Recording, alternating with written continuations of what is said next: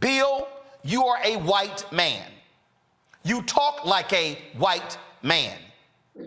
You live like a white man. And you don't want to accept the reality that this is a world that is no longer being dominated by white men. White men like yourself are threatened. Boy, oh boy, oh boy, oh boy, oh boy. Do we got to talk about some liberal on liberal violence today? As the left-wing liberal media is so predictable. Because just like I predicted, when Bill Maher came out here and rightfully criticized Kamala Harris, stating that Joe Biden should replace her as VP because she's one of the most unpopular vice presidents in history. She's doing a terrible job. I told you that the liberal media, specifically the black liberal media, really would get upset, right? They would be furious with Bill Maher, okay? And we have no other than Roland Martin, okay, who went on MSNBC and said that we should have a civil war, right? A civil war between, I guess, liberals and conservatives, okay? A guy who doesn't look like he's ready to fight any war, right, except at the kitchen table. But this guy went on an unhinged rant against white men, right? Because of what Bill Maher said, simply stating that Vice President Kamala Harris should be replaced by Joe Biden if he wants to win in 2024. And I want to go ahead and play some of this rant because it truly is unhinged. And it really shows you guys how the race hustlers in this country are the main reason why we really can't ever come together, right, and solve the race issue. Because there's just some people in this country that are just interested in just keeping this country as racist as possible. And Roland Martin is one of those people for sure. So without further ado, let's go ahead and roll the clip. You got, idiots like Bill Maher, who now, remember early on, we saw all these attacks on Vice President Kamala Harris. But now Bill Maher decides to open up his big ass mouth and he decides to say, oh my God, Biden should replace Vice President Kamala Harris because she's such a failure. She's a failure? Really, Bill? I don't think so. Bad politician. Do you know who is the most effective person for the White House right now in talking about the Dobbs decision and Roe v. Wade in the political context? Vice President Kamala Harris. Do you know who played a significant role in pushing Biden on the student loan debt relief? Vice President Biden, Vice President Harris. Now, did she have a rocky first year? Of course. Bill Maher said, the Democrats have boxed themselves in by identity politics. This is the favorite phrase of white liberal / progressive men like Bill Maher. Because these white men don't like the fact that they no longer are plan A, plan B, plan C, and plan D. Let me say it again. White fear ain't just about white conservatives. White fear is also about white liberals, white progressives, because the operative word is white. So what Bill Maher says here, they're getting boxed in by identity politics. Bill Maher refuses to recognize that whiteness is identity politics. Hey, Bill Maher, since you're scared to invite me back on your show, the only time I got invited was October 2014 and killed, but y'all a little scared to invite a brother back. What are soccer moms? Renita, can you just tell me, when we hit the phrase soccer moms, who are they talking about? White women, and that is identity politics. I'm a Congo. When you hear NASCAR dads, who are they talking about? Talking about white men. Julian, when you hear the phrase the working class, is it actually conjuring up black and Latino workers? No, you're talking about the white boy with a lunch bucket. Precisely. Precisely. Well, the majority of working class is Right, tough. precisely. Right? I got it. But the point here, folks, is when you look at politics, they literally segment audiences based upon identity. Do y'all actually think for a second they only do it when it comes to black and Latino folks? And you heard Bill Maher, well, next up, they're going to be lining up the gay and Latino, I forgot the little dismissive comment that he used. Y'all, this is what we're talking about here. Clock. And so you got to be aware of white so-called Democrats and progressives who themselves, they don't like the fact that we now get to have a voice. We now get to have a perspective. Bill Maher is one of those white men. And see, Bill Maher thinks because he slept with a lot of black women and he smoked weed with a lot of black people, he thinks he's a brother. You're not.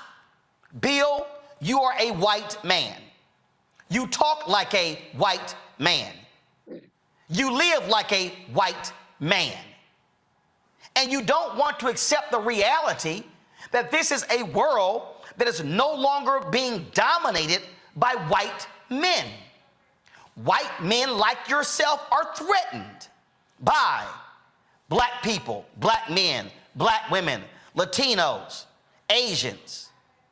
That's a fact. Yeah. So as you can see there, Roland Martin, right? Race hustler number one, keeping racism alive in America by going on a rant against white men because Bill Maher doesn't like the vice president or suggested that the vice president should be replaced. Now, I'm not going to get into Roland Martin's anti-white stance. I basically talk about it every day. You guys know how I feel about that. We're going to get into the crux, right? The meat of what Roland Martin is saying, because to be quite honest, he doesn't know what he's saying. He's just saying what he's saying because he feels like he has to support Kamala Harris because she's black and she's a woman. That's it. Because he doesn't even know what Kamala Harris has accomplished, right? I'm going to tell you how embarrassing this is, guys. Let me show you. Let me show you how embarrassing it is, okay? Because these people are so predictable. And they are so sad, okay? I looked up 2 news articles of Kamala Harris's major accomplishments in her first year as vice president, right? Notice how Roland Martin, he doesn't really address the crux of what Bill Maher is saying, which is that Vice President Kamala Harris is just unpopular, right? Her approval rating at times in Biden's presidency was lower than Biden's, right? Biden had to really wet the bed in order for his approval rating to drop lower than Kamala's, but her approval rating has consistently been some of the lowest we've seen as a vice president in modern history. People don't like Kamala Harris. She's not a great communicator. She routinely goes into word salads, mental gymnastics. She doesn't answer questions. She's in charge of the border. However, she has not done anything with the border crisis. We have a major crisis at the border that she's in charge of that she won't answer any questions about. And when we have seen her answer questions about it, she's been a disaster, right? She's been an absolute disaster. She's clearly not interested in that job. She has no major legislative accomplishments at all. And I'm going to go through it and I'm going to prove to you guys what I'm saying. All of Biden's major legislative accomplishments, whether that be the American Rescue Plan, which was honestly, again, kind of bad looking back at it, considering inflation, the bipartisan infrastructure bill, the CHIPS bill, the recent bill that Biden just passed, the Inflation Reduction Act, or the Standard of Living Reduction Act, whatever you want to call it. Kamala did not have a major role in any of that legislation whatsoever in terms of crafting the legislation, okay?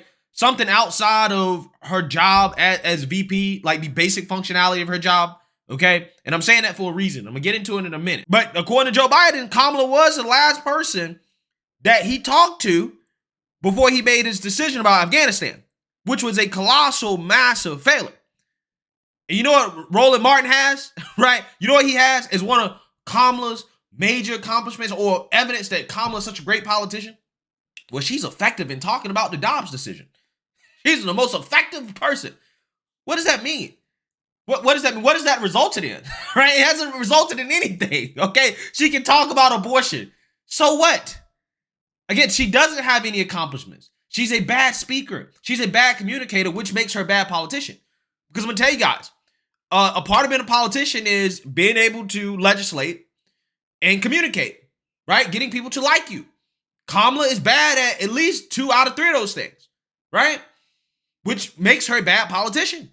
It just does, which is what Bill Maher was getting at. But you notice how Roland Martin doesn't cite the approval rating numbers, right? To see that, people just don't like Kamala. Well, that doesn't fit the narrative, right? That doesn't fit the narrative. Let's not actually bring up any real, numbers that support Bill Maher argument. Let's just get mad at him because he's a white man stating facts, right? Saying how everybody else in America feels about Kamala Harris. She's just not that great. She's not that impressive. I'm sorry. And just because she's a black woman, that doesn't mean that she can't be criticized. But let's get to this, because this is embarrassing. This comes from Blavity, right? So this is 5 major accomplishments from Kamala Harris in her first year as vice president. Okay, this is written January 20th, 2022. Addressing the Southern border crisis.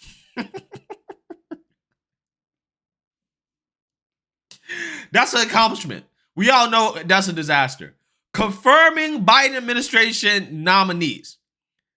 So her doing what her job is, a very basic function of her job, which is just to confirm nominees that the Biden administration picked that they already support. That's an accomplishment. That's what she's supposed to do, right? That's just the basic function of the job. Helping pass the America Rescue Plan. Again, we all know what that has resulted in when it comes to inflation, right? They're giving her credit because she came out here and basically, gave a tie-breaking vote, which again is, this is basic stuff. This is not anything she should be getting credit for, right? This is what you would expect her to do. This is what any vice president would do. Briefly became the first woman to be acting president of the United States. Wait, so Biden, I think he underwent surgery or something like that. Oh, Kamala became the first president, acting president. That's an accomplishment. Achieving progress, though not victory, on voting rights. You mean the conspiracy that black people are being kept from voting, despite the fact that more black people are voting than ever, right? Even in the states where they claim that voter suppression is rampant. So again, even this article that is written from a left-wing perspective, a pro-black Democrat perspective, they have nothing, okay? I go to this other article, right, that was written a little bit later in the year. May 12, 2022. What has Kamala Harris accomplished so far? Passed a tie-breaking vote. Made her first international trip as VP to Guatemala and Mexico to discuss immigration. So again, just basic stuff, right? She's getting credit for doing the basics. Served as acting president for 1 hour. She traveled to Poland. They have nothing. They have nothing. But according to the black liberal media, people like Tiffany Cross and Roland Martin, all these guys, you're supposed to praise and worship Kamala Harris because she's a black woman. Any criticism of her means you're either sexist or you're racist. When she has not accomplished anything. Nothing. But see, again, these guys, right, instead of being real about it, they're going to defend her no matter how bad she is because of her skin color. That's it. So what they'll do is that they won't attack Bill Maher when it comes to his actual argument, which is that she's just a bad politician, which is objectively true, right? She's not good. I don't know how she moved up. Instead of actually addressing that, the fact that she hasn't done anything, they want to go on this race rant. Whereas white men, they mad because we threatened them, right? We threatened them. And it's like, bruh, that's not what this is about. Can a white man not have a negative opinion of a vice president or a politician if they happen to be black? I think that's kind of what this comes down to.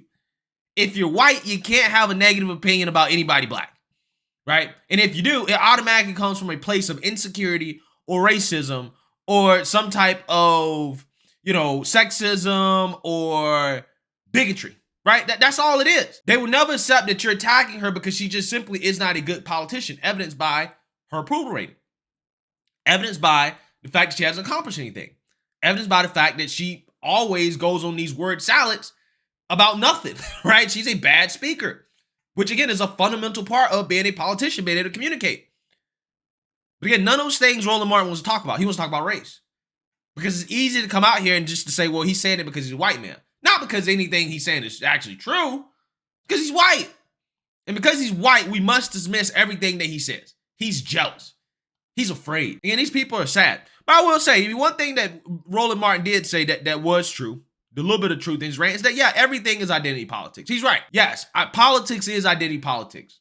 However, the problem with the Democrat Party and what Bill Maher was alluding to is that Democrats lead with identity politics in the sense that they will promote people simply because they check a box on the identity scale, not because of their qualifications. The only reason that Kamala Harris was chosen to be vice president is because she is Black/Indian and she has a vagina. That's it. If she didn't have both of those characteristics, she wouldn't be vice president, because the American people, the Democrat Party specifically, didn't like Kamala, right? They didn't even like Kamala. They didn't want Kamala. She only got chosen because she checks a box. And that is the identity politics we're complaining about. Yes, all politicians use identity politics. He's right about that.